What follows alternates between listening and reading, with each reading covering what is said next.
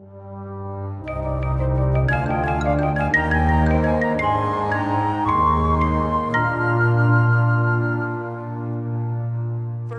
look at God's calendar. First, it's an agricultural calendar. We don't think like that today because we use a mathematical, numerical calendar today. It's based on the harvest. There's 3 major harvests that they do. The Passover is the barley harvest. The Feast of Weeks is the wheat harvest. And the Feast of Tabernacles is the fruit harvest. That's how the feast days are overlaid. The Bible throughout says you're to appear before the Lord 3 times, and those are the 3 times at the 3 harvest seasons. These are called appointed times, and this is a national harvest schedule, a national judicial schedule. It is not a religious schedule. Okay, I don't see anything religious in these holy days at all. These are the Lord's feasts, and I'm sure you've heard this before. They are not the feasts of the Jews. Everybody is supposed to keep these feasts. God's intention was not just for the Jews to do it, it was for everybody. All nations are to follow the feasts of the Lord. In fact, if you look at what Paul said, he said a Jew is supposed to be a guide of the blind, a light of them which are in darkness, an instructor of the foolish, and a teacher of babes. That's what Israel was supposed to do. They were supposed to be a light to the Gentiles to show them the way. But they didn't. In Deuteronomy, he said, keep therefore and do these commandments, for this is your wisdom and your understanding in the sight of the nations. Israel was supposed to show this light to the nations, which shall hear all these statutes and say, surely this great nation is a wise and understanding people. For what nation is there so great who has God so nigh unto them as the Lord our God is in all things that we call upon him for? And what nation is there so great that has statutes and judgments so righteous as all this law which I set before you this day? What did Israel do instead? They bottled it up and hid it from the Gentiles and wouldn't share it. They did the exact opposite of what God wanted them to do. It's kind of sad when you think about it. Missed out on a lot of blessings.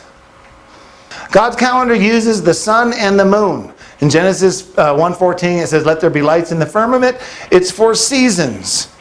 All right, the seasons is Moed. That's what you guys are familiar with for the appointed times. Seasons, Moed, it's appointed time, or it's an appointed place, appointed time, or a place to meet. On the 4th day of creation, God set up appointments to meet his people. Sometimes we miss that. God set up these holy days in Genesis chapter 1. We always read Leviticus 23, which was, what's that, about 1,500 years later? More than that, isn't it? So it's been about 2,000 years. So we're like 2,000 years off. We always think Leviticus 23 is where God commanded his holy days, but he did it in the first chapter of the entire Bible. Some terms to define. Day is Yom. You've probably heard that before. A day or one evening and morning. So God's days start from the evening to the morning. The exact opposite of the way we do it today. That's one of the biggest tricks Satan's given us. It's hard to understand his calendar and his system because we don't see that. We think the day starts at midnight. So a lot of times they'll say this day, and it's really the day before or the day after, and we just don't see it because we don't know how God's calendar works. Weeks is Shabbat, which means the Sabbath or 7 days. He talks about the first day, the second day, the third day. 7 of those days is 1 week. And God blessed the 7th day. That's what we're talking about today, the Sabbath day.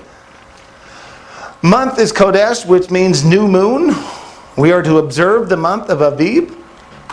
Observe is the Hebrew word shamar, which means to guard, generally to protect or look narrowly. Observe, preserve, regard, watch. A lot of this is probably not new to you, but Philo of Alexandria, he was a prominent Jewish leader during the life of the Messiah. He described the new moon as that which comes after the conjunction, which is the day of the new moon in each month. He also said, at the time of the new moon, the sun begins to illuminate the moon with a light which is visible to the outward senses, and then she displays her own beauty to the beholders. So he's calling this the first sighting of the moon. That's the way they did it in the time of the Messiah. The Messiah followed the same calendar as the Jews of his day. This answers a lot of questions. Jesus didn't argue with the Jews about the calendar they were keeping. He followed it just the way they did it. So these are the moon phases. We have the dark moon, then the first quarter, then a full moon, then a third quarter, then back to the dark moon. The sighting of the new moon would be that first sliver as you're starting to see. When you can first sight the new moon, that's when you know you have a new month. So the calendar is all about observing creation. Days start at the sighting of the setting of the sun. So once you see the sun set, it's a new day. So it's all based on sight. So one day it starts at the evening. 1 week you count 7 days. So as you count 7 days or 7 sunsets, you get 1 week. So that's what a week is. That's what a Sabbath is, or a Shabbat. Months start at the sighting of the new moon. So it says, observe the month of Abib. Abib is the first month, means to be tender green. That is a young ear of grain. So we are to observe the month of Abib. Look for that sprouting of the barley, the greening of the barley. And the next new moon is the first of the years, the first month. So the year starts the same month as the Passover. So this month shall be unto you the beginning of months. It shall be the first month of the year to you. Speak unto all the congregation of Israel, saying, in the 10th day of this month they shall take to them every man a lamb. So Passover is the first month. We know it's the first month by sighting the barley harvest and seeing when it turns green, when it sprouts. And once we see that, the next new moon is the start of the year and the start of the first month. This is the day they came out of Egypt. So that's what Aviv is. The first new moon after the barley turns green. That's what we're looking for. So you really can't miss it. If you're an agricultural society, you start to see the barley coming up and turning green. Now you look for the new moon. Now you have people trying to sight the new moon, and that's the start of the year.